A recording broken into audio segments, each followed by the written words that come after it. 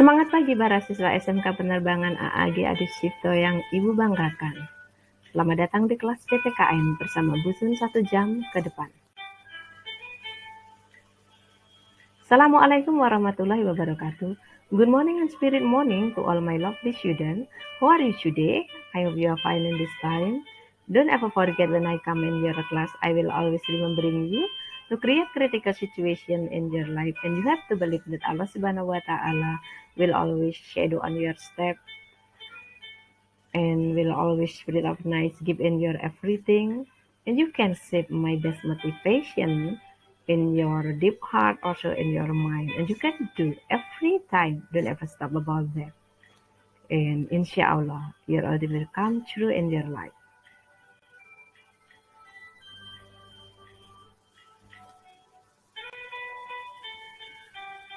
Para siswa-siswi SMK Penerbangan AAG Adi Sucipto yang Ibu banggakan, pada kesempatan kali ini kita akan membahas mengenai perlindungan dan penegakan hukum di Indonesia. Sebelum materi ini kita lanjutkan, marilah kita berdoa terlebih dahulu agar senantiasa Allah melindungi kita dan memberikan rahmat-Nya kepada kita semua. Yang beragama Islam membaca basmalah bersama-sama dan yang beragama lain menyesuaikan. Bismillahirrahmanirrahim. Pada materi kali ini Ibu ingin menyampaikan kompetensi dasar, yaitu mengamalkan perilaku orang beriman kepada Tuhan Yang Maha Esa dalam praktek perlindungan dan penegakan hukum untuk menjamin keadilan dan perdamaian. Berperilaku jujur dalam praktek perlindungan dan penegakan hukum di tengah masyarakat.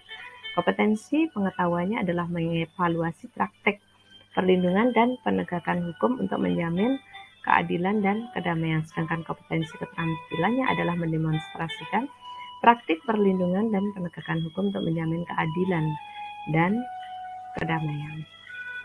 Adapun tujuan pembelajaran dari materi ini diharapkan para siswa mampu memahami hakikat hukum, tujuan, fungsi hukum, prinsip dan arti penting hukum, memahami hakikat perlindungan dan penegakan hukum, menganalisis peran lembaga penegak hukum dalam menjamin keadilan dan kedamaian, serta memahami dinamika pelanggaran. Anak-anakku sekalian, siswa-siswi SMK Penerbangan AAG Adi Sucipto yang Ibu banggakan, pendidikan karakter yang perlu dibangun dalam mempelajari materi ini adalah komunikatif, kreatif, mandiri, rasa ingin tahu, dan sikap jujur, nasionalisme, serta sikap tanggung jawab. Bicara mengenai hukum, tentunya secara definisi para siswa semuanya sudah memahami mengenai hal itu, bahwa hukum secara definisi adalah keseluruhan peraturan yang dibuat oleh manusia atau oleh negara atau oleh pemerintah yang berisi peraturan-peraturan berupa perintah dan larangan, di mana perintah dan larangan itu wajib untuk ditaati, sehingga terjadi keteraturan dalam kehidupan.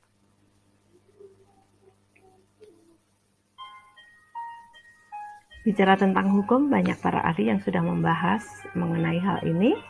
Kita ambil contoh definisi para ahli tentang hukum adalah bahwa menurut Utrecht, hukum adalah himpunan peraturan-peraturan berisi perintah dan larangan yang mengurus tata tertib suatu masyarakat dan karena itu wajib ditaati oleh warga masyarakat. Sedangkan menurut Profesor Mokhtar Kusumaatmadja bahwa hukum adalah kaidah-kaidah serta asas-asas yang mengatur kehidupan, pergaulan hidup dalam masyarakat dan bertujuan untuk memelihara ketertiban serta meliputi lembaga-lembaga dan proses guna mewujudkan berlakunya hukum pada kenyataan dalam masyarakat.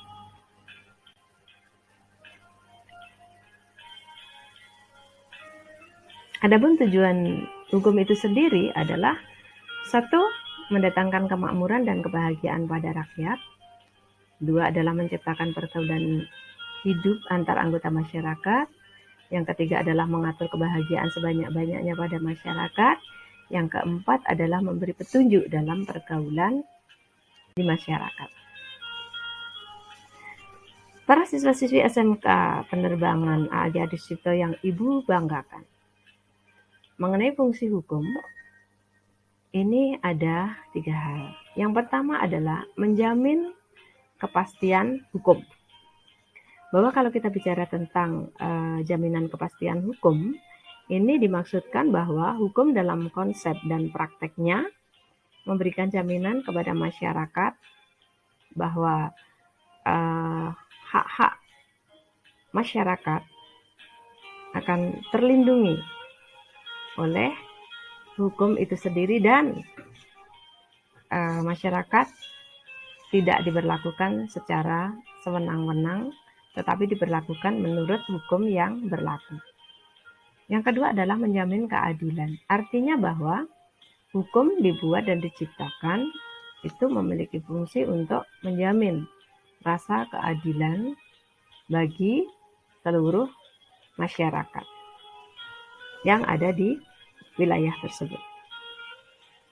Yang ketiga adalah pengayoman atau perlindungan, bahwa hukum itu dibuat memiliki fungsi untuk melindungi warga masyarakat, baik itu secara jiwa dan raga, juga untuk melindungi apa yang menjadi hak-haknya.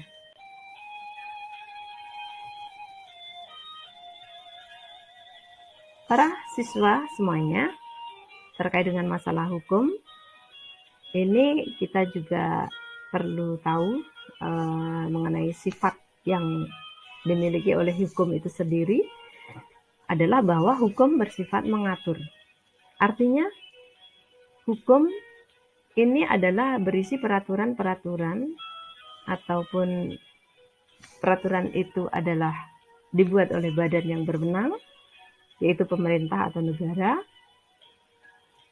dan peraturan itu bersifat mengatur. Artinya, mengatur kehidupan masyarakat supaya terjadi satu keteraturan dalam hidup. Mengatur bagi semua warga negara yang ada di wilayah tersebut. Yang kedua, memiliki sifat memaksa. Artinya, hukum itu memaksa seluruh warga negara untuk mematuhi. Barang siapa tidak mematuhi aturan yang ada, maka akan dikenakan sanksi. Sifat yang ketiga adalah melindungi, memberikan perlindungan kepada seluruh warga negara. Tidak terkecuali, tidak pandang bulu, tidak pandang status, gender, agama, ras, tetapi hukum ini memberikan perlindungan kepada seluruh warga negara.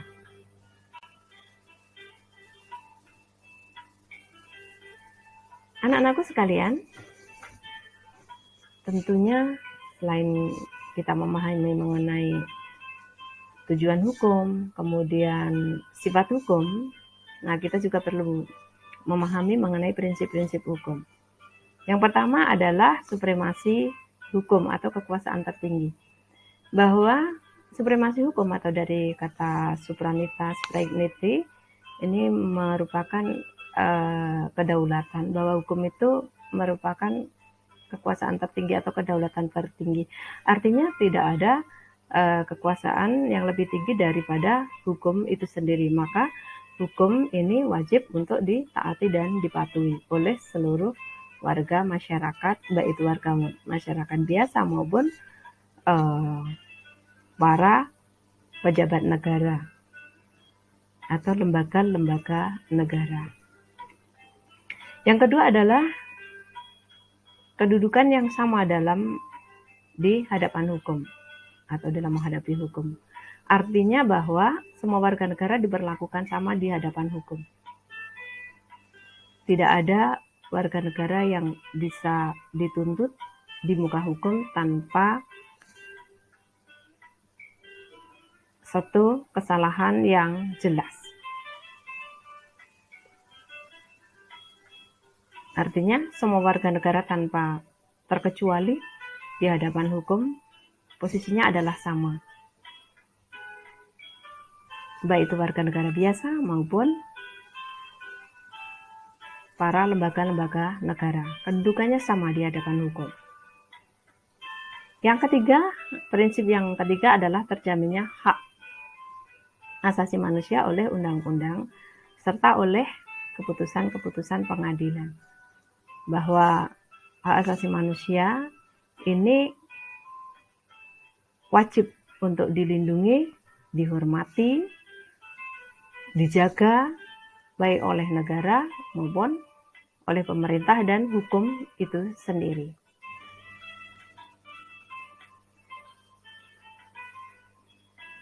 Anak-anakku sekalian, perlu kita ketahui mengenai arti penting hukum adalah yang pertama, dapat menciptakan suasana aman, tertib, dan kehidupan yang harmonis. Nah, kita bisa bayangkan seandainya dalam kehidupan kita itu tidak ada peraturan yang mengatur, maka akan terjadi kesemerabutan dalam kehidupan dan akan terjadi tindakan kesewenang-wenangan terhadap dari penguasa terhadap masyarakat, dan masyarakat pun akan berlaku semau-maunya kalau tidak ada aturan yang mengatur. Yang kedua adalah dapat memberikan rasa aman. Hukum ini memberikan rasa aman karena setiap warga negara terikat, dipaksa oleh hukum yang memiliki sifat memaksa tadi, bahwa kita harus mematuhi supaya tidak melanggar hak-haknya orang lain. Yang ketiga adalah dapat memberikan rasa keadilan di masyarakat dan kepastian hukum bagi warga negara. Yang keempat adalah dapat memberikan perlindungan hak asasi manusia. Nah, di dalam konstitusi negara, hak asasi manusia itu sangat dilindungi oleh hukum. Sehingga tidak boleh ada pelanggaran terhadap hak-hak asasi manusia. Maka setiap bentuk pelanggaran dalam bentuk apapun harus mempertanggungjawabkan setiap perbuatannya yang terkategori sebagai sebuah perbuatan yang melanggar hukum ataupun melanggar hak asasi warga negara. Anak-anakku, siswa-siswi SMK Penerbangan yang Ibu banggakan, cukup sekian materi dari Ibu kali ini. Semoga menambah wawasan kita tentang hukum. Sampai bertemu pada sesi berikutnya. Jika ada salah kata, Ibu mohon maaf. Assalamualaikum. Marilah sebelum kita tutup, marilah kita mengucapkan hamdalah bersama-sama. Alhamdulillahirabbil alamin. Wassalamualaikum warahmatullahi wabarakatuh. Sampai jumpa.